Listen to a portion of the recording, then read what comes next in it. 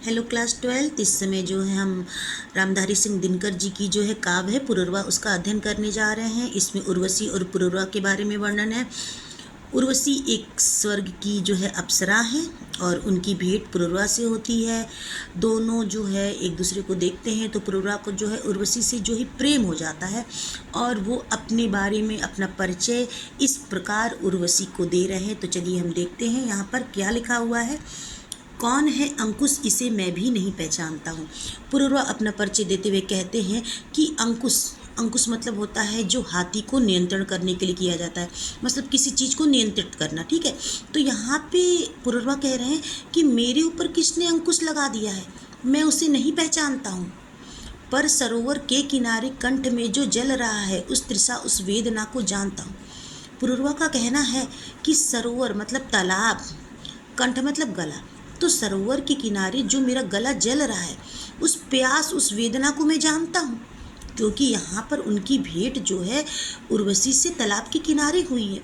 तो उर्वशी के प्रेम में वो जो जल रहे हैं, तो कह रहे उस वेदना को मैं जानता हूँ, उस प्यास को मैं, तृषा मतलब प्यास, उस प्यास को मैं जानता हूँ। सिंधु सा उद्दाम अपरंपार मेरा बल कहाँ है।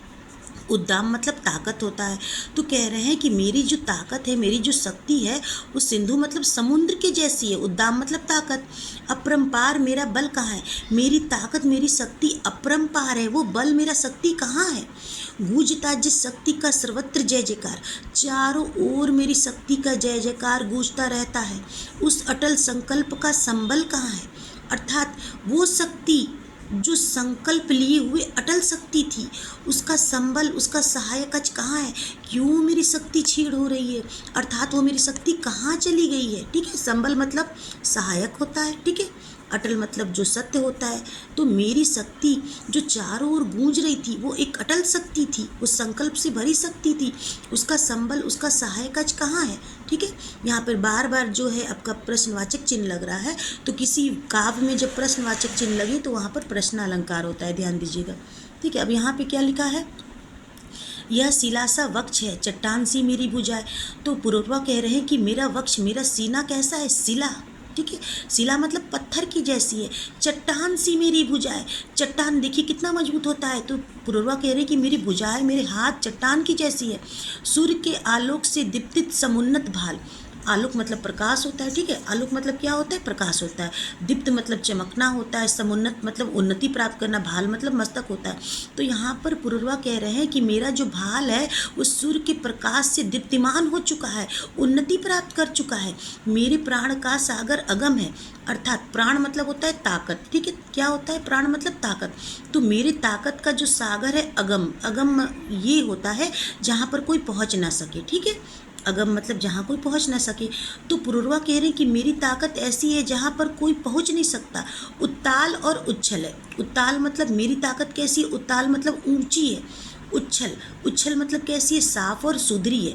तो यहाँ पर पुरुरवा कह रहे हैं कि मेरे प्राण की ताकत क्या है, अगम है, जहाँ कोई पहुँच नहीं सकता है, सबसे ऊंची है, सबसे उच्छल मतलब सबसे साफ है। सामने टिकते नहीं वनराज, और मेरे सामने वनराज मतलब शेर भी नहीं टिक पाते।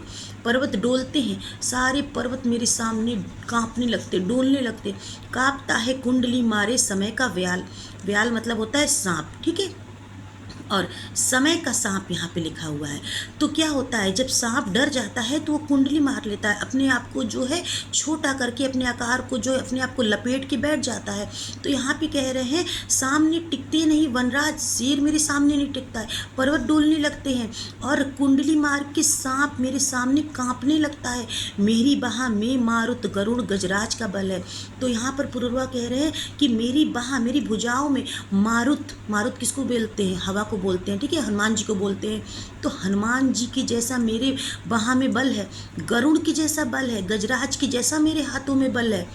मृत मानो की विजय का तुर्य हूँ मैं। ठीक है, तो यहाँ पर होता है मृत, मृत मतलब मृत्यु, तो जो मानो मरने वाला मानो है की विजय का तुर्य हूँ। तुर्य मतलब होता है एक बाजा होता है, एक नगाड़ा होता है। जब हम युद्ध में जाते हैं और युद्ध में जीत जाते हैं तो तुर्य बजता है, उसको दुदुम्बी बोलते हैं। दुदुम्बी मतलब एक नगाड़ा बजता है। तो जो मानो मृत्यु को प्राप्त होने वाला रहता है और वो जब विजय प्राप्त करता है, जो तुर्य बजता है, वो कह रहे कि वो जीत का नगाड़ा मैं हूँ, ठीक है। मृत मानो मतलब जो मरने वाला मानो है, उस पर विजय प्राप्त करने वाला जो नगाड़ा बजता है वह मैं हूँ। उर्वशी अपने समय का सुर हूँ मैं, हे उर्वशी मैं अपने समय का सुर हूँ। अध तम के भाल पर पावक जलाता हूँ मैं अपने तम मतलब क्या होता है, अंधेरा, अंधकार से भरे अंधेरे अर्थात अंधकार से भरे अंधेरे के भाल मस्तक पर मैं पावक जलाता हूँ। पावक मतलब क्या होता है, आग जलाता हूँ, ठीक है। मतलब जहाँ अंधेरा हो चुका रहता है, ठीक है, तब मतलब अंधेरा होता है, अंधकार से भरे अंधेरे में मैं अपने भाल पर आग जलाता हूँ।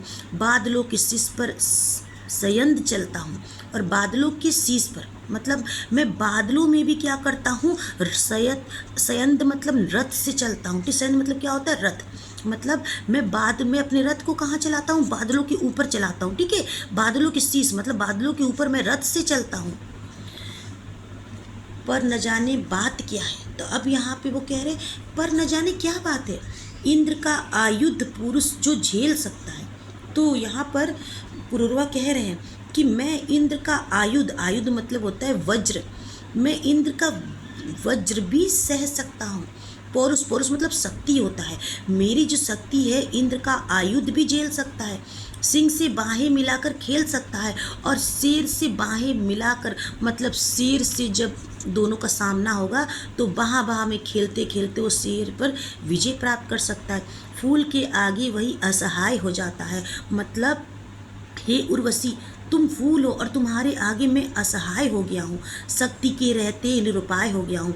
अर्थात मेरी सारी शक्तियों के रहते मैं तुमको देख के निरुपाय हो गया हूँ। मतलब मुझे तुमको देख के कोई उपाय नहीं सूझ रहा है, मतलब अब मेरी शक्ति क्षीण हो गई है, मतलब मैं तुम्हारे प्रेम में डूब गया हूँ। विद हो जाता है सहज बकीम नैनों के बाढ़ से। विद मतलब होता है चुभ जाना, ठीक है। क्या चुभ जाता है, बकीम नैनों के बाढ़ से, अर्थात जब किसी की तिरछी निगाहें किसी को देखती है तो सामने वाला क्या हो जाता है, वो घायल हो जाता है, ठीक है। इंसान को बड़ा से मतलब कि जो है युद्ध से सामना कर सकता है, दुश्मनों से सामना कर सकता है, लेकिन तिरछी निगाहों से सामना नहीं कर सकता है। लेकिन जब किसी सुंदरी की तिरछी निगाहें आपको ऊपर पड़ती है तो क्या होता है, वो विद्ध हो जाता है, वो चुभ जाता है, वो जो है तो एकदम क्षीण हो जाता है। तो बकीम नैनों की बाढ़ से, तिरछी नैनों की बाढ़ से मैं विद्ध हो गया हूँ, मतलब कि बेकार हो गया हूँ। जीत लेती रूप सी नारी इसी मुस्कान से, अर्थात हे उर्वशी तुमने उसी मुस्कान उसी प्यार से मुझे अपनी तिरछी निगाहों से जीत लिया है, और मैं तुम्हारी मुस्कान से क्या हो गया हूँ, असहाय हो गया हूँ, निरुपाय हो गया हूँ, और बिल्कुल सा मतलब कि असहाय हो गया हूँ। मतलब मुझे कोई शक्ति अपनी दिखाई नहीं दे रही है, मतलब मैं पूरी तरह से तुम्हारे प्रेम में डूब चुका हूँ, ठीक है। तो ये आपका उर्वशी और पुरुरवा का जो है ये